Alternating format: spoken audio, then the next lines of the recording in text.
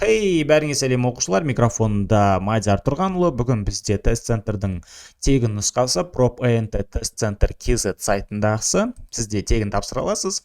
Бүгін запись ретінде түсіріп отырмын бұл нұсқа талдауды, себебі ортасында чатпен өзара коммуникация жасап, немесе басқа да интернет жақсы ұстап тұрған жоқ па дегенде әңгімелермен сіздердің уақыттарыңызды алмай ақ қояйын деп шештім.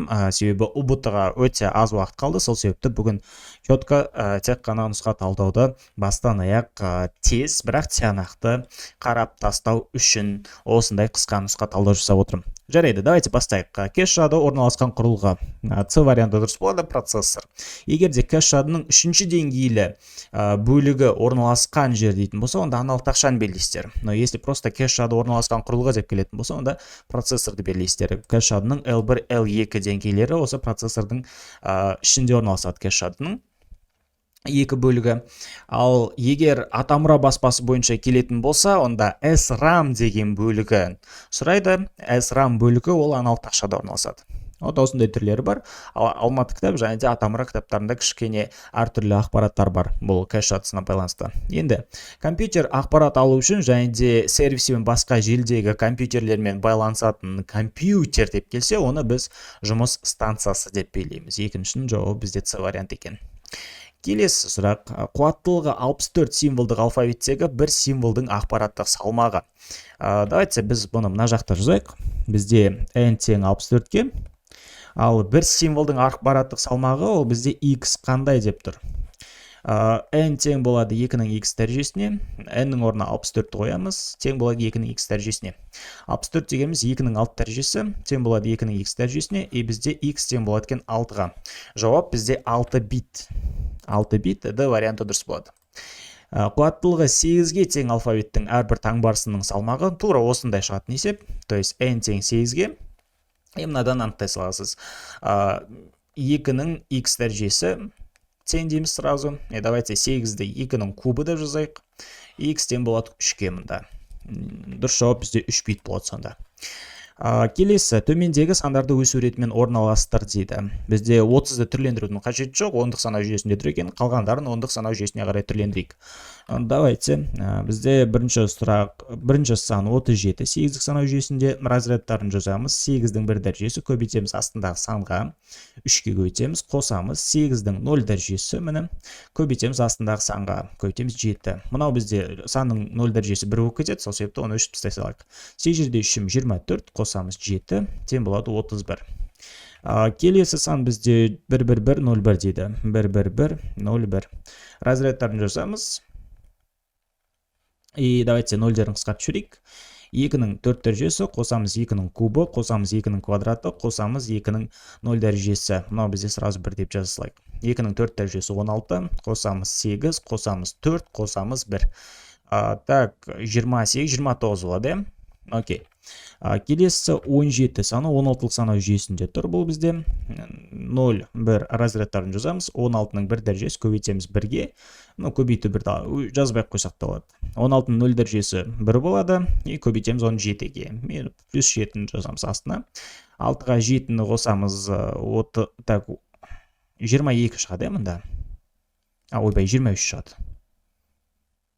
23 шығады. И давайте мәндерін жазайық. Мұнда 30 саны бар арасында. Өсу ретімен жазатын болсақ, бірінші мынау сан түседі, 23 который. Потом бізде мына сан түседі, 29 болып тұрған, 11101.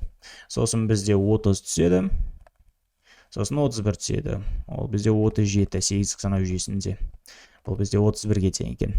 17, 111, 30, 37. Міне, бұл варианты бізде дұрыс болады. Екілік санау жүйесіндегі санды ондық санау жүйесіндегі мәні дейді. Давайте алдындағы 0 жазбай қойсақ та болады. 101, так, 01. Дұрыс қой. 101, 01. Окей, 0, 1, 2, 3, 4 деп разрядтарын жазып аламыз. Мыналардың бәрін давайте қысқартып жіберейік 0-дерін. 2-ның 4 дәрежесі, қосамыз 2-ның квадраты, қосамыз 2-ның 0 дәрежесі. 16 қосу 4, қосу 1, тең болады 21. С варианты бізде дұрыс болады екен. Келесі, мынандай f тең болады a көбейту, мынау конъюнкция, көбейту емес b, немесе емес c. Немесені қосу ретінде жазамыз, c-ның төбесіне терістеуді қоямыз. Осындай жағдайда f-тен болу керек 0-ге. Мынау 0 шығу үшін. Бізде так, мына екеуінің көбейтіндісі 0 болу керек. Значит, біз давайте мынандай мәдер қояйық, 0, 1, 1.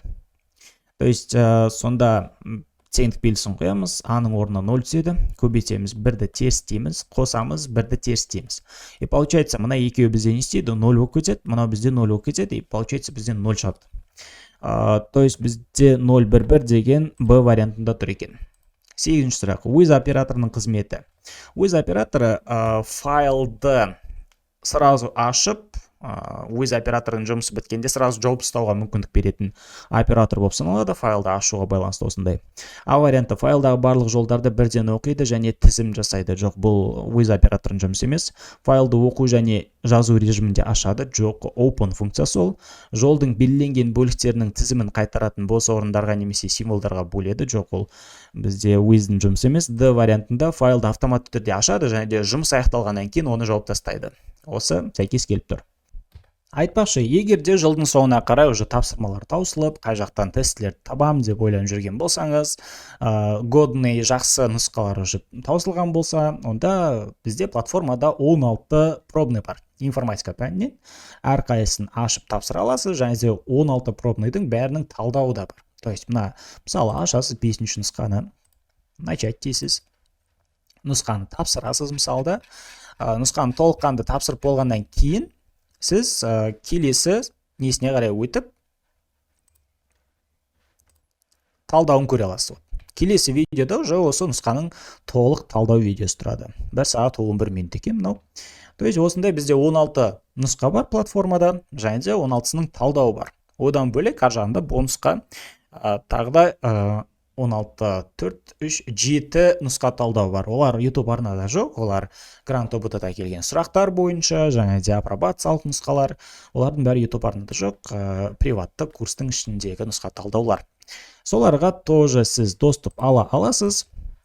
Тіркелу үшін мына біреу WhatsApp нөмірге жазыңыз. Мен 16 пробныйды алғым келеді деп жазсаңыздар, сіздерді тіркеп береміз. Қазір бізде 25%-дық жеңілдік жүріп жатыр. 25%-дық жеңілдік деп айтқан болатын ағай YouTube-та дейсіздер, и, пожалуйста, 16 пробныймен ОБТ-ға дейін дайындала аласыздар. Ал біз ары қарай жалғастырайық. 9-ші сұрақта Python бағдарламалау тілінде жалған тұжырым дейді. А варианты: негізгі программа тікелей түрде кез келген ішкі программаны шақыра алады. Бұл дұрыс тұжырым, сол себепті, мысалы, ішкі программа болсын бізде просто принтқа, допустим, немесе ретернға текст қайтарсын да. Негізгі программада біз оны шақыра аламыз. Просто функцияның атауын жазамыз, и бізде не істейді? Мына f функциясы орындалады. Так, принтқа нәтижені біз аламыз. То есть негізгі программа қазір бізде main.py шақырып жатыр мына біреу ішкі программаны f функциясын. Енді ішкі программа кез келген ішкі программаны шақыра алады дейді.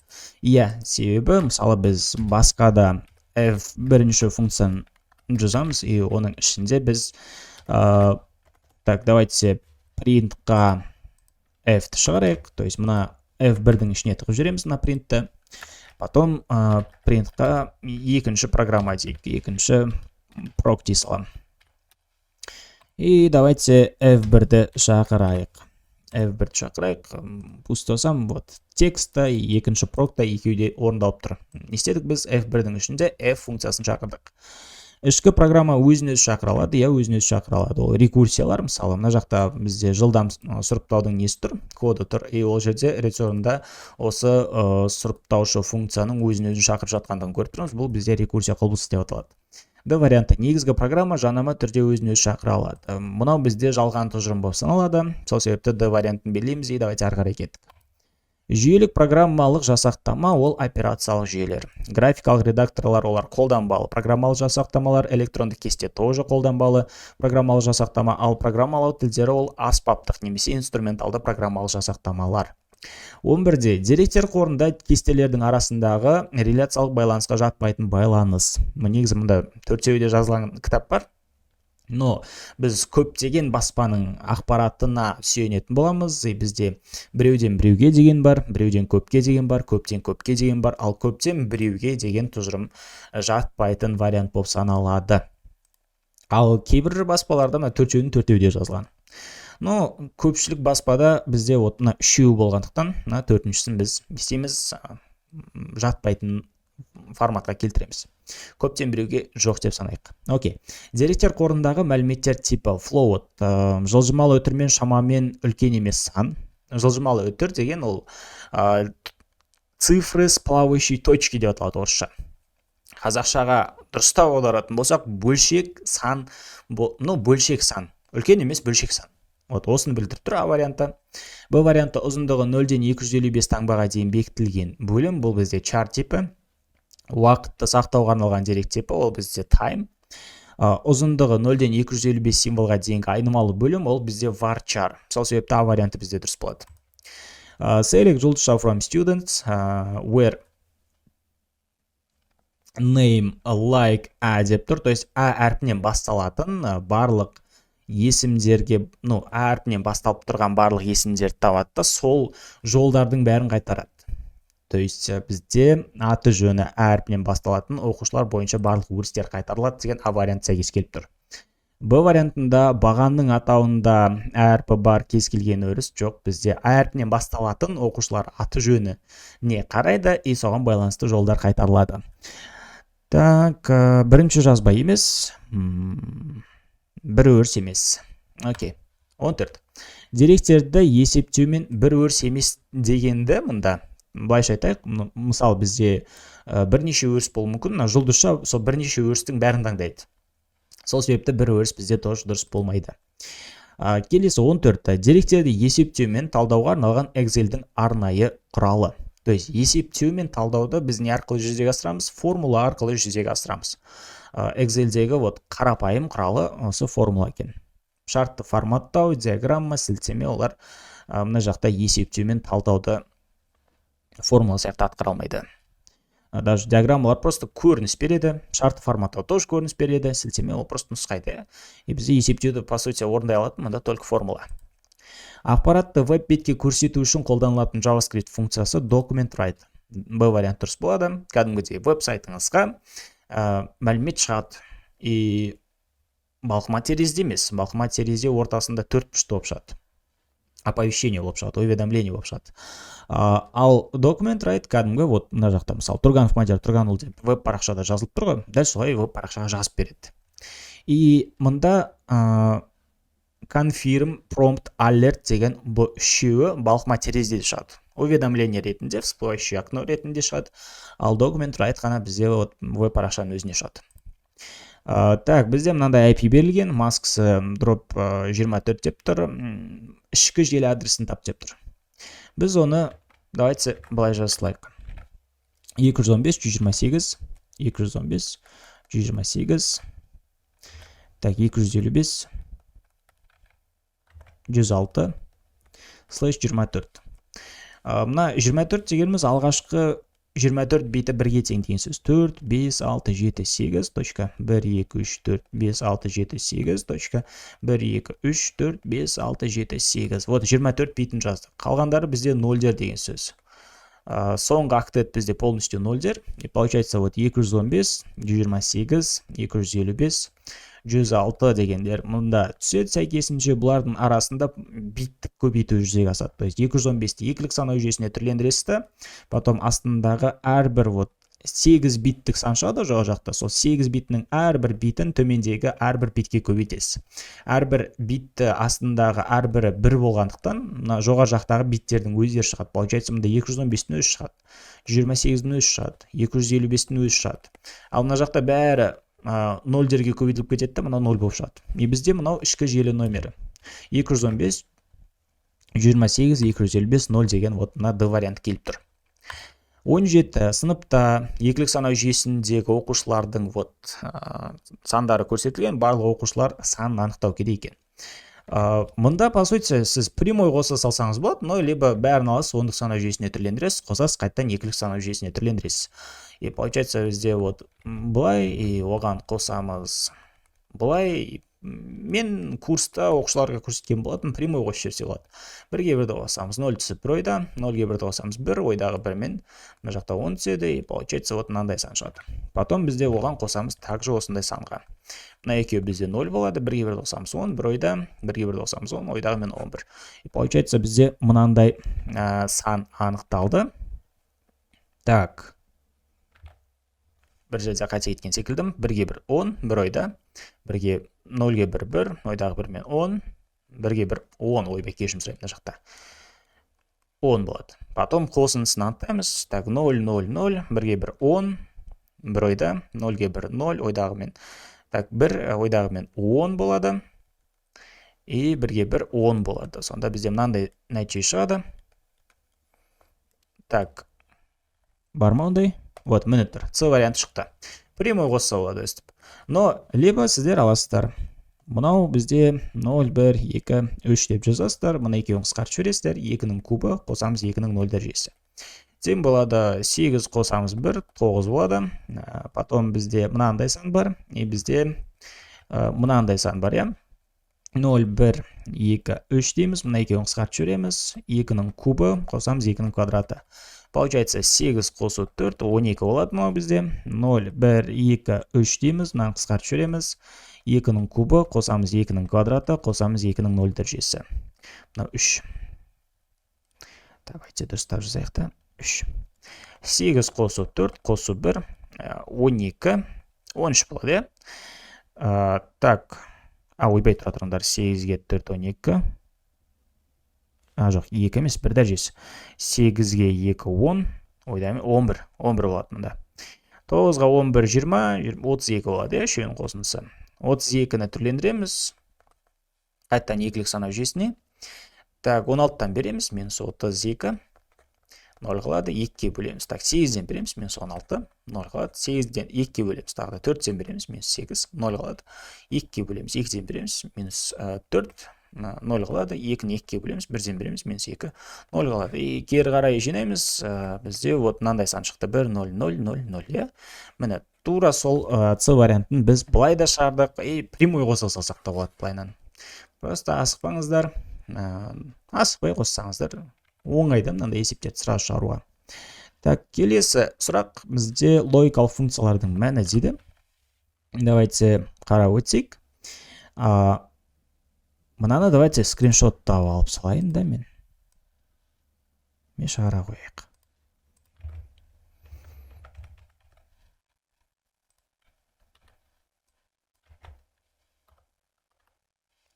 Бүйтеді. 5 үлкен 6-дан дейді. Мынау бізде false. Бұл бізде нотпен терістеледі. И получается мынау бізде true болып кетеді. Көбейту тұр. Мына жақта 1 2-ден үлкен дейді. Минус 1 2-ден үлкен дейді. Бұл бізде false. Мына жақта минус 1 0-ден кіші дейді. Бұл бізде true. Мынау бізде 0, қосамыз 1. Мынадан бізде не шығады? True шығады. Вообще бізде true шығады. Окей, мынау бізде true болып тұр. True мен true, и бізде не болады? True шығады біріншісі. Потом екіншісінде 0 2-ден үлкен дейді. Бұл бізде false. 1 0-ден үлкен, бұл бізде true. Мынау бізде 0, мынау бізде 1, екеуі көбейтіледі, не болады? Мында 0 болады. Мында or тұр, қосу қоямыз. Минус 1 0-ден кіші дейді. Мынау бізде true. Ол бізде нотпен терістеледі. Мынау бізде false болады. И получается вот мында 0 болады. 0-ге 0 қосамыз, и бізде 0 шығады. Сонда біріншісі 1, екіншісі 0 шығады. Біріншісі 1, екіншісі 0 шығады. Бізде С варианты дұрыс болады екен. Ары қарай кеттік. Келесі, программа үзіндісіндегі оқу үшін ашылған дискідегі файл атау. Оқу режимі ол бізде R деп белгіленеді. Файл 1, значит, бізде файл 1 in нүкте txt. Вот, мына біреу файл бізде оқу режимінде ашылып жатыр. 20. Берілген сұраныс нәтижесі бізде ID, name, school таңдалып жатыр. Student кестесінен, и бізде мынандай шарт қойылып жатыр. Так, бізде мында where-ден кейін like-ты ұмытып кеткен екен. Мында like тұру керек. M және де процент белгісі M-нен басталатын, вот, M-нен басталатын оқушылар есімдеріне байланысты ақпарат шығу қажет мына жақта. Мұнда where-ден кейін like-ты жазу керек, like жазбай кеткен. Мұнда D варианты дұрыс болады, по сути. Апелляционный сұрақ десек те болады. Но бізде M әрпінен басталатын оқушылар тізімі деген B вариант дұрыс болады. Вот. Ал егер просто мәтін ретінде қарастыратын болсақ, онда M және де процент белгісі ретінде жазылған оқушылар есімдерін шығарады деген вариант дұрыс болады. Если дұрысырақ қарайтын болсақ, мұнда like жоқ па, значит просто мына текстқа тең есімді оқушы жайлы ақпарат шығарылады деген запрос болып тұр мынау бізде. Но по сути ештеңе шығармайды дегенде дұрыс болмайды мұнда, потому что M% деген жолдар бар, осындай оқушылардың есімдері M% болып тұрғандарды не істейді, шығарады деген сол вариант дұрыс болар еді. Если like қоятын болсақ, онда есімі M әрпінен басталатын оқушылар тізімі дегенді шығарады. Бұл варианты дұрыс болып тұр, ото базасы бойынша, сол себепті бұны белгілейміз, ары қарай кеттік. B1 ұяшығындағы мынандай формуланы C1-ға көшіргендегі өзгерісі дейді. То есть бізде былай жазылып тұр. A% 1, $1, то есть көбейтеміз. $B 2, и ол бізде B1-де тұр. Мынау бізде B1-де тұр. C1-ге қарай көшіреміз. То есть 10-ға қарай бір позиция жылжиды. И получается долларлар тұрғандар олар өзгермейді. $1 түседі, $B түседі мұнда. Екінші жолда тұрған ұяшық бізде также қозғалады. Екінші жолда қала береді, значит мұнда 2-ні түсіреміз. Ал A бағанында тұрған сілтемеміз бізде не істейді, 10-ға қарай жылжиды, и получается B бағанына қарай кетеді. Мұнда сонда B түседі. И ортасына көбейту қоямыз, B1 көбейту B2 шығады бізде. Сонда C1-де тең болады B1 көбейту B2. И бұл екеуінде $, белгісі біріншісінде жол бойынша, екіншісінде баған бойынша түседі. Вот. B варианты бізде дұрыс болады. 22. Программа коды берілген, n тең 7 болған кездегі программа нәтижесі. Так, Fibonacci функциясы екен. Fibonacci тізбегі ол бізде мынандай тізбек. Алғашқы екі цифрасы 1 болады, немесе 0-1-ден бастайды. Без разницы, по сути, бізде неден бастап жатыр? 0-1-ден бастап жатыр екен. Окей. 0-1-ден бастапты. Келесі сан алғашқы екеуінің қосындысы болады. Екеуін қосамыз, бізде 1 шығады. Потом мына екеуін қосамыз, бізде 2 шығады. Мына екеуін қосамыз, бізде 3 шығады. Мына екеуін қосамыз, бізде 5 шығады. Мына екеуін қосамыз, бізде 8 шығады. И бізде мына екеуі бірінші қадам болса, онда келесіне көшкен кезде уже. Так, мына екеуі бірінші қадам, екінші, үшінші, төртінші, бесінші, алтыншы. И бізде while-да n тең 7 болған кездегі программа нәтижесі дейді. Fibonacci тізбектерін дұрыс қарайтын болсақ, бізде 0, 1, 2, 3, 5, 8 болу керек. 0, 1, 2, 3, 4 болып кеткен, 0, 1, 2, 2 болып кеткен, 0, 1, 2, 3, 5 деген бізде бірақ 7-ге дейін бару керек. Сол себепті мұнда бізде 8-ге дейін барғанда D варианты дұрыс келеді. Если мұнда 6 болса, онда C варианты сәйкес келеді. Но бізде көбірек сан шығады. Келесі сұрақ. Insert into table name командасы бұл кестеге жаңа жолды қосушы команда. B варианты бізде дұрыс болады. Айтпақшы, егерде ұбт-ға дайындығыңызға әлі көңіліңіз толмай жүрсе, бізде қазір супер скидкалар болып жатыр. Видео курсты алып, сіз барынша күнде қарап, күніне хоть 10 сағат қарайсыз ба, 10 сабақ қарайсыз ба, 30 сабақ қарайсыз ба, өзіңіздің еркіңізде мына видео курстың ішіндегі барлық видеоларды көріп, әрқайсының тестілерін орындап, модульдерді ашып қарайтын болсаңыз, әрқайсында тесттер бар, и тест талдаулар бар, есептер де бар, есеп талдаулар да бар. Полностью мына жерде 110 сабақ бар, и 110 сабақ бойынша өзіңіздің біліміңізді толықтыра аласыз. Қазір супер скидкалар болып жатыр. Маған мына біреу WhatsApp номерге қарай жазыңыздар, и осы WhatsApp номерде айтасыздар видео курс бүкіл есептермен, тестлермен десеңіз, плюс оған сізге 16 пробный және де 23 нұсқа талдаулар бонусқа беріледі бұған. И сөйтіп айтып тіркеле аласыздар, ұбт-ға дейін өздеріңіздің білімдеріңізді анағұрлым толықтырып алуға мүмкіндіктеріңіз бар. A1 ұяшығындағы B1 қосу C2 бөлу 2 формуласын төмен қарай толтыру кезіндегі A2 ұяшығының мәні дейді. Давайте мынаны сызып көрсеткен дұрыс болар. Бұны сызып көрсеткен дұрыс болар. Так, бізде вот мына жерде так a1-де b1 қосу c2 дейді. b1-міз 3, оған қосамыз вот 10-ді. И осы екеуін қосып екіге бөлу формуласы орындалып тұр. И если біз оны a2-ге қарай көшіретін болсақ, вот a1-ден a2-ге қарай төмен қарай түсіретін болсақ, бізде соответственно мынау мына жаққа нұсқап тұр и мына жаққа нұсқап тұр. Бізде соответственно бізде не істейді? Мына сол жағындағы 8-ге нұсқайды и төмен жағындағы мына біреу 0-ге нұсқайды. Если ящықтың іші пустой тұрса, значит онда 0 тұр деген сөз. И бізде формуламыз бойынша 8 қосу 0 бөлу 2 деген сөз. И бізде 4 шығады мынадан. Қарайтын болсақ, бізде А варианты 4 деп тұр. 25. Веб құжатта тізім жасауға пайдаланылған дұрыс HTML код. Біріншісі мынандай 1-2-3 деп шыққан, ол просто OL тегі. Екіншісі бізде рим сандарының басы үлкен рим сандарымен көрсетілген екен. Бұлар бізде Upper Roman деген стильге сәйкес келеді. Получается бізде бірінші тізіміміз OL, екіншісіміз OL-да Upper Roman деп тұру керек екен. Мына жақта OL мен UL тұр, сол себепті келесін көреміз. Мұнда OL тұр, екіншісінде list style type Upper Alpha деп тұр. Бізге Upper Alpha емес, екіншісі Upper Roman керек. Вот C вариантында бізде просто біріншісі OL тұр, екінші OL-мызда стайлда list style type Upper Roman тұр. Как раз вот. Біріншісі просто 1-2-3, екіншісі Upper Roman. Roman деген рим сандар деген білдіреді, Upper дегеніміз үлкен әріптер деген сөз. Мына жақта біріншісінде Upper Alpha деп тұр, Upper Alpha емес. Upper Alpha ол ABC деп шығады. Сол себепті бізде C вариант дұрыс болады. Келесі, кәдімгі так,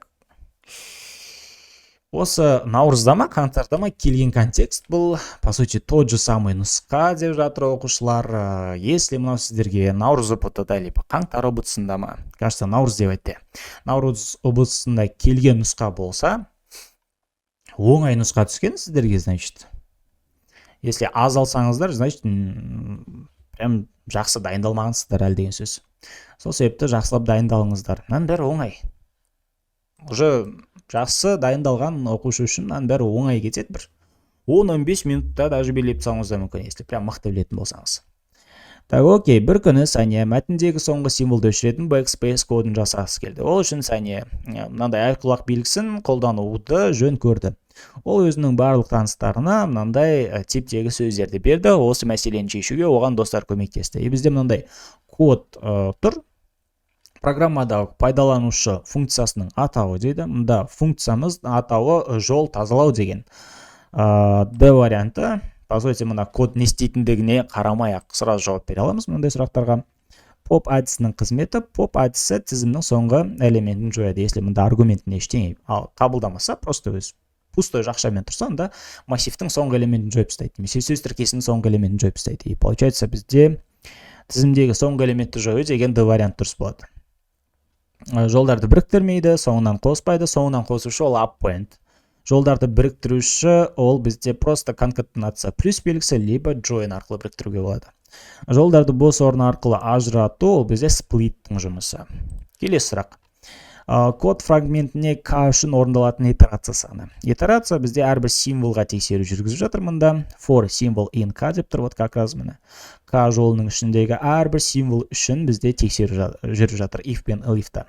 И получается мұнда неше символ бар, сонша рет орындалады. 1, 2, 3, 4, 5, 6, 7, 8, 9, 10, 11, 12, 13, 14, 15, 16, 17, 18. 18 D вариант екен. Келесі, мұнда код фрагментіндегі мұна бір join-ның қызметін анықтаңыз. Мұна join не істейді? Мұна таза жол деген тіркестің арасын бос орынсыз біріктіру. То есть, если мынау таза жол бізде массив болса, мынандай тізім болып шықса, тізім ішінде символдар бар болса, мысалы X, Y, Z, Z. И осыған, если біз мұна біреу строкадағы join-ды орындайтын болсақ, мынау бізде бос орынсыз біріктіру, мынадан бізде мынандай нәтиже шығады. То есть мынаған join орындалса, мынадан бізде мынандай нәтиже шығады. И бізде тізім элементтерінің арасын бос орынсыз біріктіруді орындайды. C варианты бізде дұрыс болады. Элементтердің санын анықтаушы ол len функциясы. Арасында санның бар болуын тексеруші ол мүлдем басқа isDigit даже арасында емес, элементтің толықтай сандардан құралғанын тексеруші функция, ол isDigit деп аталады. Арасында бос орын қалдырады, ол бізде если мына біреу тырнақшалардың арасында пробел бар болса, ол кезде бос орын қалдыратын еді. Окей, ладно, келесі сұрақ. Берілген кодта мынандай сөз тіркесі болғандағы программаның нәтижесі. Енді вот мына жағдайда мына кодты сіздерге түсіндіру керек болады. Давайте біз түсіндіре кетейік. Кодын даже жаза салсақ та болады. Так, бізде таза жол, таза жол деген. Жоқ, жол тазалау екен. Тазалау. Мында жол. Жоқ, жол екен. Жол емес, жол екен. Так, ол бізде строканы қабылдайды. Ладно, бірде жазайық. Потом не істейді бізде? Пустой бізде пустой тізім бар. И бізде for a symbol in k деген тексеру бізде орындалады. Егер деген символ бізде айқұлаққа тең болса, то есть мынаған тең болса, былай да жазсаңыз болады, былай да жазсаңыз болады, без разницы. Так, окей, таза жолдың соңғы элементін жоямыз дейді. Таза жол мына біреу тізімнің соңғы элементін біз жоямыз дейді. То есть поп орындалады. А если басқа символ болса, мынандай собачка болмаса, онда, то есть символ тең емес болса, онда else емес, elif екен. Символ тең емес болса, бұл жағдайда бізде ол символды мына біреу тізімге қарай енгіземіз деген сөз. То есть таза жолдың соңғы элементі ретінде біз енгіземіз осы символды тізімнің ішіне бір элемент ретінде. И ең соңында осы for циклы біткен соң returnға join арқылы біз қайтарамыз біріктірілген массив элементтерді. То есть мына тізімнің ішінде әрбір жеке-жеке элементтердің бәрін бір строкаға біріктіріп қайтаратын болады. Получается, біз мында таза жол деп жазамыз. И давайте біз сөзді теңдейікті қалай деп тұр? DCA деп тұр. Потом екі айқұлақ белгісі тұр. Потом O деп тұр. Ора. Так. Екі айқұлақ белгісі. Так. И J дейді. Окей. Так, мына жерде, по сути, мынандай операция жүзеге асады. Если айқұлақ белгісі кездессе, онда соңғы элемент жойылады деген сөз. Если айқұлақ белгісіне тең емес болса, ол элементтер бізде мына таза жолға енгізіледі. Получается, мына D-ны тексереді, оны таза жолға енгізеді. C-ді, A-ді енгізеді таза жолға. И получается, ішінде 3 элемент бар болады деген сөз. Давайте комментарийға қалам да. Мында вот D болады, потом C болады, A болады, потом екі рет айқұлақ белгісі кездеседі. То есть айқұлақ белгісі кездескен кезде соңында бір элемент өшіреді. То есть біреу кездесті, өшірді біреуін, екіншісін көрді, екіншісін өшірді, потом ішінде D қалды. Потом O-ды енгізеді, одан кейін айқұлақ белгісін көрді, қайттан O-ды өшіреді. Потом бізде қайттан ORA деп тұр. Олар да енгізіледі. ORA, олар айқұлаққа тең емес. Потом бізде екі айқұлақ подряд кетіп тұр, значит соңындағы екі элемент бірге жойылып кетеді деген сөз. И соңында G бізде тоже енгізіледі. И осының бәрі біріктіріледі, бізде doc деген сөз болып шығады. Бар ма ондай? А варианты дұрыс екен. И давайте осыны біз тексеріп өтейік. Мында точка қоямыз. И мында функцияны давайте шақырайық. Print ішіне біз таза жол ма? Жол таза ма? Жол тазалау. Окей, соған сөзді береміз. И көрейік не істейтіндігін. Так, режиміне қарай кірдік. Так, шаг вперед. Вот бізде сөз тіркесі. Бізде пустой тізім. Символ бізде D, ол айқұлаққа тең емес. elif орындалады. И получается бізде қазір таза жолға қарай қазір бір элемент енгізіледі. Вот, D енгізілді. Келесі символ бізде C. Ол бізде айқұлаққа тең емес. elif орындалады. Поэтому бізде уже C элементі тоже таза жолға енгізіледі. Келесі бізде A, тоже вот DCA үшеу кірді. Хорошо. Дальше бізде айқұлақ белгісі pop орындалады, мына A жоқ болып кетеді қазір. A жоқ. Тағы да айқұлақ белгісі тұр, міне. Не істейді бізде уже C жоқ болып кетеді қазір. D ғана қалды. O кіреді. Потом айқұлақ белгісі қайттан O-ды жоқ қылып жібереді. Келесі O кіреді, R кіреді, A кіреді. Потом екі айқұлақ белгісі соңындағы екі элемент не істейді, жоқ қылып жібереді. Потом бізде G кіреді. Вот бізде үш элементтен тұратын таза жол бар. Оны join қазір не істейді, бір строкаға біріктіріп жібереді. И бізде қазір консольда шығады мынандай doc деген сөз. Ладно, окей, ары қарай кеттік. Келесі сұрақ 31. Ішкі және де сыртқы жад түрлеріне жататын құрылғыларды сәйкестендір. Ішкі жад олар бізде RAM, ROM, кэштер, аналық тақшада орналасатындар, процессорда орналасатындар, жалпы бәрі аналық тақшада орналасады.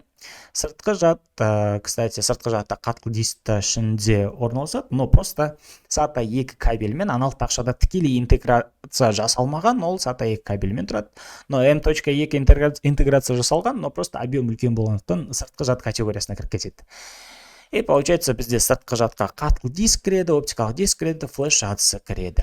Келесі сұрақ. Берілген ақиқат кестелеріне сәйкес логикалық өрнектерді сәйкестендір. Ну, давайте көрейік. Давайте скриншотты алып, біз мына жақта талдай салайық. Так, где-то вот мына жаққа қарай қойық. Бізде мында 0 шығып жатыр екен. Мында 0 шығу үшін, так, 0 шығу үшін, по сути, келіп тұр. Мында бәрі әнді деп тұр. Хоть біреуі бізде 0 болатын болса, бәрі 0 болып тұр. Мынау да келіп тұр. Давайте осы біріншісін көрейік. Екінші строкасына қоямыз. То есть біріншісінде not x, көбейту y, көбейту not z деген сөз. И мында 0 жерді қоямыз. Получается, 0-ді терістеп сразу 1 деп жазамыз. Мында 0 жазамыз, мында 1 деп жазамыз, мында 0 шығады. Вот. Как раз келіп тұр, е. Екіншісінде 1-1-0-ді қоямыз. То есть 1-1-0-ді қоямыз. Ортасына көбейту, мынау бізде терістеледі 0 болады, мынау бізде терістеледі 1 болады. И бізде мында тоже 0 шығады. Өкінішке орай мынау бізге келмей қалды. Мында бір шығу қажет болған, е. Сол себепті давайте екінші форматын қарап көрейік. X and Y and not Z дейді. Давайте көрейік X and Y. X and Y. Так, not Z дейді. And not Z. Z терістейміз деген сөз. Бұл жағдайда вот 0-0-0-ді қойсақ, 0-0-0-ді қоямыз, үшеуін көбейтеміз, мынау терістеледі 1 болады, е. И бізде 0 шығады. Окей. Екіншісінде 1-1-0-ді қоямыз. Мынау терістеледі 1 болады, мұнда 1 шығады. Үшіншісінде 1-1-1-ді қоямыз, 1-1-1-ді қоямыз, мынау бізде терістеледі 0 болады, үшеу көбейтіледі 0 шығады. Келді вот, мынау екен бізде. То есть, біріншісі үшін бізде мынау екен. Екіншісі үшін бізде не болып жатыр? Екіншісі үшін, так, давайте біріншісін жазып көрейік мұнда. Емес x, көбейтеміз y, көбейтеміз емес z-ке. Так, 0-1-0-ді қоямыз, үшеуін көбейтеміз, мына екеуі терістеледі 1 болады, тең болады 1 шығады. Вот, как раз келіп тұр, е. 0-1-0, так, 1-0-1-ді қоямыз, 1-0-1. Мынау терістеледі, мынау 0 болып кетеді, мынау бізде 0 шығады. 1-1-0-ді қоямыз, үшеуі көбейтіледі. Так, z терістеледі, 1 болады, мынау бізде терістеледі, 0 болады, и бізде бәрібір 0 болады. Так, мында 1-0-1-ді терістегенде, мынау да бізде терістеліп кетеді, и 0 шығады, кстати, да. 1-0-0 бізде все-таки шықты. Получается, екіншісі үшін біріншісі екен. Окей, ары қарай кеттік. 33. Ішкі программалармен олардың атау арасында сәйкестік орнатыңыз дейді. Біріншісі бізде функция, потому что return бар. Екіншісінде return жоқ, поэтому процедура деп аталады. Келесі 34. Students кестесінің үзіндісі берілген дейді. Осы кестемен жасалатын келесі әрекеттермен олардың командаларын сәйкестендіріңіз дейді. Әділеттің номерін ауыстыру, то есть кестенің ішінде жаңарту орнату деген сөз. Жаңартуды біз орнатамыз, вот students кестесінің ішінде. Орнатамыз phone number мынандай новый номерге. И ID мәні әділет 1-де тұр. Вот как раз update set phone number мынандай. Or ID 1 деген біреу бірінші запросымыз келіп тұр. Insert деген жаңа жолды енгізу, айдана есімді да, delete from деген екінші строканы, екінші жолды өшіру, like деп басталмайды, ол запрос қате соңғысы. Екіншісінде бізде 1, 3, 4-ші ID-лар ғана қапты, значит бізде айдана жолы не істелген, жойылған, и жоюшы команда delete from students where ID тең 2 деген болады, потому что екінші ID-да бізде айдана тұр, то есть ID мәні 2-ке тең, жол бізде не істелді, жойылып кетті. HTML тіліндегі сілтемелер тегтерін сәйкестендір дейді. Бір беттен екінші бетке ауыстыру. Просто HTML файлға қарай сілтеме қоямыз, міне тұр. Суретті гиперсілтеме ретінде қолдану, то есть біз image тегін A тегінің ішіне қарай тығып жібереміз. Мұнда енді символдарының бәрі сайтқа дұрыс енгізілмеген екен. Дұрыстау салу керек еді, но ладно. Так, HTML суретті деген image міне тұр, image comp.jpg суретін алған A тегінің ішіне қарай салған. Примерно осы. Келесі. 1 мегабайт ол 1024 килобайт. Ол 2-ның 10 дәрежесі килобайт. 2-ның 10 дәрежесі 1024-ке тең. Либо 2-ның 20 дәрежесі байтқа тең. 16-лық санау жүйесінде берілген D3-тің басқа санау жүйелеріне ауыстыруымыз қажет екен бұны D3-ті. Давай ауыстырайық 01 D дегеніміз. A10, B11, C12, D13, E14, F15. Мына бізде 13 деген сөз. 13 көбейтеміз. 16-ның 1 дәрежесіне қосамыз. 3 көбейтеміз. 16-ның 0 дәрежесіне. Мына бізде 1 болып кетеді. 13-ке 16-ны қосамыз, оған 3-ті қосамыз. Калькулятормен шығарасылақ, ерініп тұрмын. 13 көбейтеміз 16-ға. 208 қосамыз 3-ті, 211 шығады екен. Так, 211 бұл 10-дық санау жүйесінде. Бар мындай 211 10-дық санау жүйесінде. Потом давайте 211-ді түрлендіре салайық 8-дік санау жүйесіне мысалы. Бөлеміз 8-ге. Так, 2-ден береміз минус 16, 5 қалады. 6-тан береміз 48, 3 қалады. 8-ге бөлеміз тағы. 3-тен береміз минус 24, 2 қалады. 322. 8-дік санау жүйесінде. Бар ма ондай? Так, стоп. 323 болады ой, беке жұмсаймында. 3 деп жазылып, 2 деп жазып жатырмын. 323 деген мін тұр. Д вариант тұр. Окей, келесі 211-ді 2-лік санау жүйесіне түрлендіреміз. Так, 105-тен берсек, 210 болады ғой, 105-тен береміз. 210 болады, 1 қалдық қалады. 2-ке бөлеміз. Так, 52-ден берсекші. 104 болады, минус 104. 1 қалдық қалады. 2-ке бөлеміз. Так, 26-дан береміз. Минус 52. 0 қалады. 2-ден береміз. 13-ден береміз. Минус 26. 0 қалады. 2-ден береміз. 6-тан береміз. Минус 12. 1 қалады. 2-ден Так, 2-ке бөлеміз, 3-тен береміз, минус 6, 0 қалады, 2-ке бөлеміз, 1-ден береміз, минус 2, 1 қалады, 1, 1, 0, 1, 0, 0, 1, 1. Так, 1101, 0, 0, 11 дейді. Бармағындай, 1101, 0, 0, 11, пожалуйста. 38. Массивті өсу ретімен сұрыптау, ол бізде sorted функциясы арқылы, и просто sort функциясы арқылы жүзеге асады. Өсу ретімен, ал мұнда reverse true'лар, олар кем ретімен сұрыптайды. Окей, давайте арғары кеттік. Деректер қоры берілген өрістер мен жазбалар саны. То есть жолдар мен баған саны. Баған бізде 1, 2, 3, 4, 5. Жолдар саны бізде 5. И получается 5 өріс, 5 жазба Е вариант дұрыс болады. 40-шы сұрақ бізде style CSS параған HTML бетке жалғау тегі линк арқылы жалғанады. Вот href'та style.css деп жазылып тұр. Линк тегінде. И бізде F вариант дұрыс болады. Вот, пожалуйста, біз қысқа уақытта 40 сұрақтың 40-ына жауап беріп тастадық. Ойбай. Тестілеуді аяқтау. Вот 50-ден 50-ін алдық. Пожалуйста. Қатты қиын емес, оңай нұсқа. Мына жақта жауап парағын мен видеомнан көрінбей тұрған болады. Өшіре қойын. Міне жауап парағы 1-ден 28-ге дейін. И қалған 40-қа дейінгілері. Осымен болдық, біз нұсқаны талдап тастадық. Комментарийға жаза өтіңіздер, если тағы да нұсқалар шығып жатқан болса, табамын да оларды осы YouTube арнада талдап тастаймын. Проблема жоқ. Назарларыңызға рахмет. Сіздермен болған Мадияр Тұрғанұлы. Сау саламатта болыңыздар. Давайте.